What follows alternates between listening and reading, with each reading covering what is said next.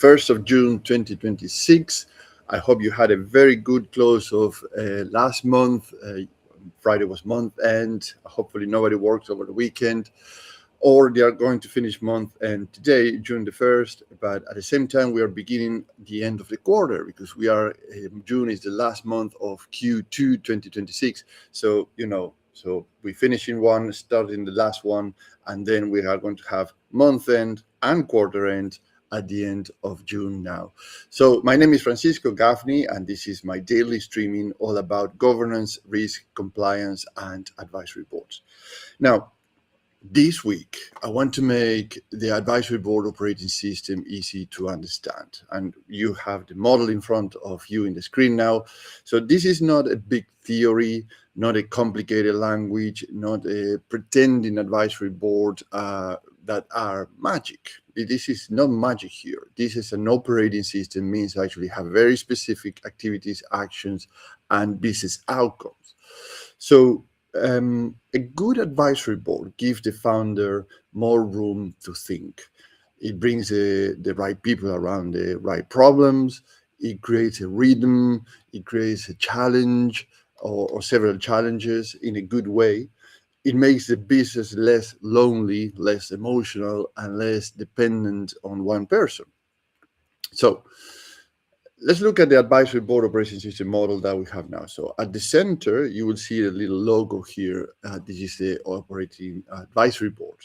So that is, and the overall is the operating system. And from the outside, there are 4 stages. Number 1, on top, you have the commercial acceleration. And this is all about scaling your company. And remember that scaling your company is when you have the same operating expenses or very similar operating expenses, but your revenue is increasing. That's what is called commercial acceleration. This is kind of a wedge, right? So on the right, there's a different perception, which is predictability. When you're growing your company and you need growth and capital. Why you need capital? Because you increase your revenue and your operating expenses in parallel. You see, so on top, commercial acceleration is your scaling. You go with a higher revenue, the same expenses or operating expenses or costs. On the right, when you go into predictability, meaning that you're growing the organization, most likely you're needing capital because your operating expenses and your revenue goes in parallel, right? So at the bottom, for all these 2 things to happen, at the bottom you have your controls and resilience. That is about the systems. That would be your software, your hardware, your cybersecurity, your operational procedures, your workflows, your intellectual properties, your assets, tangible or intangible, how you do things. That is a hidden value that many organizations have and they cannot put on paper. That is there. And we're going to disclose that, but not disclose. We're going to share how you discover those things. And on the left, you have the transformation and reinvention. That is your edge, your how you handle ambiguity, uncertainty, how things are changing so fast in this world today that you imagine in Q1 we have all this mess with the Middle East and how currency exchanges that were very expensive in the balance sheet now because some get at the point that we're losing money because of the currency exchange fluctuation, or the distribution, the logistics, getting the costs were skyrocketing because of the price of oil that have nothing to do with the country that you're living in a war that happened in the other side of the world, but impacted yourself. So geopolitical changes are happening everywhere that even if you're operating locally and nationally, is impacting your company. So all these uncertainties, that's how you build an edge in these uncertainties, ambiguities, etc., etc. So inside the model, you also see the moving parts of the business, right? And let me explain here. So you have your brand, your people, and your partnership. These are the moving parts. Things are all the time changing and actually make the overall strategies and plans very solid or very dependent on you. So and then you have your revenues, your assets, your governance, risk and compliance, your performances, and all the overall strategies. This is important because you, as a founder, as a leading founder of your business, is not one problem, right? It's a set of connected problems. So sometimes the issue looks like sales, but the reality might be branding. And sometimes the issue looks like cash, the cash flow, or the operating expenses, but in reality is pricing or collection. And sometimes looks like people, like your teams, but in reality is the role is not very well defined or have been very well defined at one point, but the company evolved into something else. And what happened with the people? They're still in the same position, the same expertise, and the same experiences when they were hired, that they were doing an absolutely fantastic job, but all of a sudden they are moved into a place where it's not familiar for them. So they are like an apprentice again. And you say, why these people are not performing at the speed that they used to? That is about productivity. Now, sometimes also looks like a risk, but in reality, it's all the dependencies that are on you as a founder or as a managing director. Every what I call it the boomerang effect. Things are decided, things are scheduled, things are planned, and then all of a sudden somebody's back in your office saying, "Oh, we have a problem. I need to run it by you," and you say, why, what's going on here?" And you might think that this is a part of your job and this is normal, have been normalized. It's not normal. There's a differentiation here when the things start to get so repetitive and so often that seems to be normal, but it shouldn't be the case at all. And sometimes also look at strategy here, but it is really a lack of fresh outside thinking, and this is the key thing. That's why an advisory board matters. It helps you stop treating every problem as a one-off drama. It takes the whole organization as an ecosystem, like a model that we have in front of the screen here, and instead of a put the next fire down, as probably is a day-to-day situation that you're living. Now, let's take a look at three problems you may experience right now. Problem number one, you as a founder steal the hidden operating system, right? So I implied this already, but actually I'm stating this right now. You probably are the hidden operating system of the whole organization. This is a part that many founders feels in their bones. This is the business has grown, for example, the team is bigger, there are managers, there are meetings, there are dashboards, there are people with job titles, etc., etc. Yet, when something important happens, it still comes back to you as a founder. So a big client wants reassurance. Well, we need to call you. We need you in this meeting. The senior hire feels risky for whichever reason. So then you have to go and decide what's next.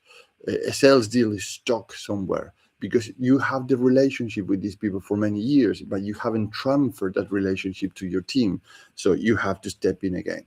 So the cash feels tight, which is usually the major concerns of the founders. So then you have to judge what to delay, what to stop, what to continue, etc., etc. But where is the accounting and financial planning mechanisms to do that without you? Probably you don't have that in place.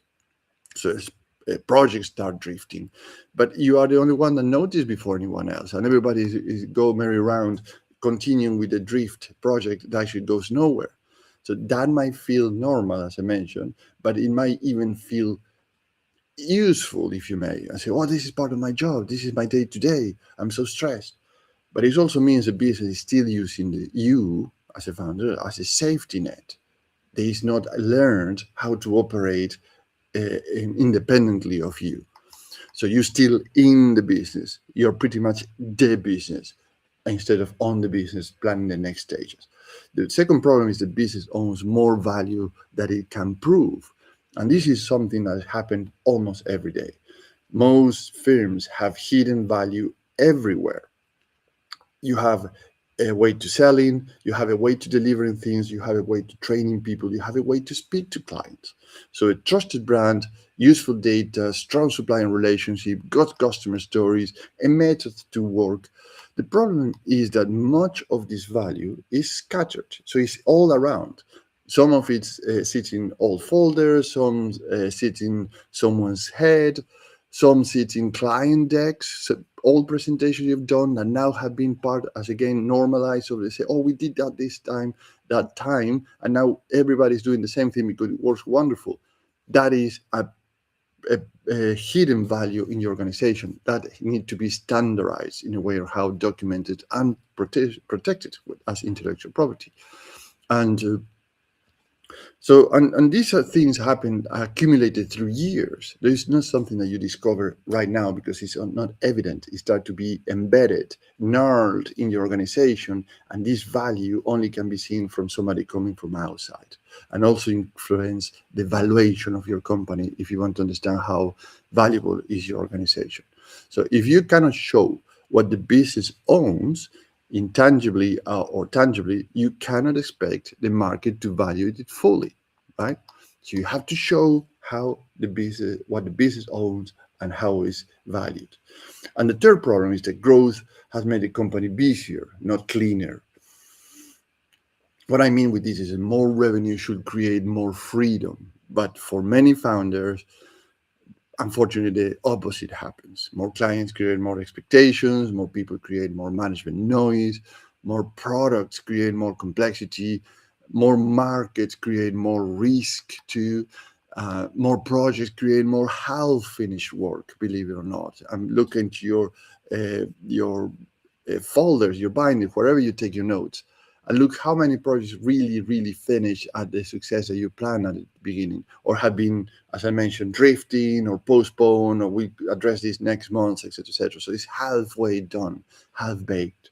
The business is bigger, it's true, but not simpler, and that is when growth start to feel very heavy. So, in other words, imagine that if the center is weak, if the center of a wheel is weak, the whole week shakes. Yeah, you might still move, but the ride is start to get rough, and you feels every bump, every wobble, and every loose part because I start to think very uncertain. So it's kind of risk every single day. So, as a board advisor, what I would propose to consider in this is the following. Let's put it this way: start by asking where you as a founder still carrying the business. I'll give you a few questions. Do not ask that as a judgment. Ask it as an evidence. You start to collect evidence on where you still carrying the business rather than your teams or where you design the business to be today. So you still, where they still need you in sales, where they still need you in pricing, where they still need you in delivery, where they still need you in risk assessment, where they need you in strategy. And they start to give you a real map of where are the dependencies on you. So then you can map these on the 4 stages of the advisory board operating system. So if you as a founder still too involved in sales, which is at the top of the model here, partnerships and brands, you are in the scale issue. Yeah, so you're still involved in all these things, so you're still in the scale issue. Then you have a place to go and say, okay, we need to look into this because actually I'm too people are depending too much on me on the scaling of the company. Now, if the revenue is growing but cash margin, asset quality feels unclear, then you are in the predictability issues, right? So then you see how it start to work. So you start to ask this question, you start to identify where the problems are, and then you say, oh, I don't need to address everything at the same time. Now I can look into very specific areas where I can focus attention and make these dependencies more transferable to somebody else to be accountable for them. For example, if you are checking everything, every detail, approaching too much, or approving too much, and holding the risk picture together, meaning that actually we are going to do this, not the other, then you are in the system issue, which is at the bottom of the model. And if you don't have very clear where the market is changing and the business is reacting late, and reacting is a very interesting word because you're not responding to something, you're reacting like oh, right? So you are at the edge, so which is on the left of the quadrant. So the model gives you a simple way to stop guessing, right? So you stop the guessing game and start to get more certainty, and you start to clear the ambiguity of where the company is going, what's going on. It also stops you hiring the wrong person for the wrong problem. So if you need a sales director, but you can identify now of your thinking of hiring a sales director. Now you can think that the real issue might be a weak positioning, perhaps, or a poor partner rhythm. So the partnership on the distribution channels are not working at the speed that they should, or not paying at the time that they should pay, or not clear on the sales assets. So do you really need a sales director, or actually this an underlying problem that actually can be solved without hiring somebody else? You might think that you need a CFO, but perhaps the real issue when you start to do this mapping and assessment is that might be that capital is being spent on too many weak projects. And this is my favorite example in this case is when Steve Jobs came back to Apple in 97. He discontinued 75% of the production line because they were competing device by device, feature by feature, new hype by new hype with everybody else in the market, and say, no, we don't need to do that. So there's too many weak projects. You might think that you need to hire a COO, an operating officer, but the real issue might be that if you as a founder has never given the team the clear decision rights, the right to decide, the accountability, you're still holding too tight. Yes, understandable, but you have to reach a point where you have to let go. And you might think that you need a strategy day with your company, with your team, with your management team, but looking them that perhaps the real issue might be the company has no proper outside view from the outside in of where the market is going, right? So then you are having a team, strategic, you bring everybody to a place, you do a team building exercise, and all of a sudden you are talking about the same things, the same old problems, the same half-baked solutions or implementations or results, and pretty much you leave the things there after a day because there's not enough time to make a decision what to repair or to leave or to continue. So this is where the proper advisory board helps, not as another meeting, is a working system, right? So what do you gain working with me? It's three things. I give you very clear business outcomes, differentiators, and risk reduction. In terms of business outcomes, you gain a clear operating rhythm around you, the founder. The business stops running through your own judgment and start running through evidence, challenge, and follow-ups. You get a board pack, a working session, a decision log, and a 30-day action tracker, right? So that means the business does not simply talk about change, it starts moving. The change is happening. And change for the sake of change is very dangerous. But I mean, change is a very evidence tweaks. Sometimes, if I'm not sure if you are aware of this, but when the people talk about innovation, they talk about a big market splash. It's not the case. Sometimes innovation is not far, and many times not very far from the actual things that are happening in the market. Perhaps 2 or 3% change. And I have plenty of examples on this. We don't have time today, but we are going to develop that in the week. In terms of differentiators, the advisory board operating system gives you access to an international advisory board built around your actual stage of growth, scaling, predictability, your system challenges, or your edge. That is faster to implement than hiring one executive. It is a lower overhead than a big consulting firm, and there is no talent locked in. So members are swappable every 6 months. So the board changes as the business constraints changes. Because if you address an issue with a group of experts in the 6 months time, this group of experts have no business in the next stage of your company because their expertise, experience, and capacities are somewhere else, not in the next stage. So we swap members, one or two or three, or the whole team to make sure that we deliver according to the need of the business in front of us. And that is part of the risk reduction. You reduce the dependencies on you, you reduce the dependency in one advisory team, you reduce the risk of hiring one senior person and hoping they solve every single gap. That's almost impossible. You reduce the risk of paying for a large consulting project that creates slides but not movement. And tell me if you've not been there before. You pay top dollars for a consulting firm that come here, audit your company. They make a lot of questions. They go you through a lot of assessment checkpoints, then produce a wonderful document that doesn't create real value because it's nothing to implement. It's just pretty much an audit of your company and saying, yes, we discover all these things, and actually here you go. If you want to solutions for this, then is our next stage of engagement. And you go like 3 months, I pay top dollars for something that I already know. Isn't it frustrating? It is very frustrating.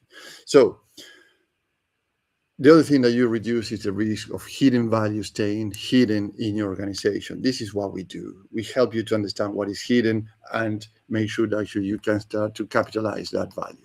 And so you reduce all this risk of growing a business that looks strong but still feels fragile. So we make it stronger, dynamic, faster, and more adapted to the markets that are coming, particularly now with this era of AI that is very, very confusing. So let me give you one practical exercise for today, one action you can take home, and it's doable in 30 minutes or less. Take this advisory board operating system model that you see in the screen and draw very simply in a blank page 2 lines, one vertical line and one horizontal line. On the top, put scale. On the right, put predictability. On the bottom, systems. On the left, put edge. And now write 1 sentence under each one. And that what is the center is based on this question. I'm going to say the question now. What is the biggest decision depending on you in this part of the business? So you have the cross, your 4 quadrants. So that's the first question. What is the biggest decision depending on you in this part of business, which is scale, how to scale your business? What is the biggest decision depending on you in making your business predictable? What is your biggest decision depending on you making your business on the systems of your business? And what is the biggest decision depending on you on your edge, your innovation, your transformation, your future? So you don't have to make it pretty, by the way. You have to write the painful reality that you're living. What is the biggest decision?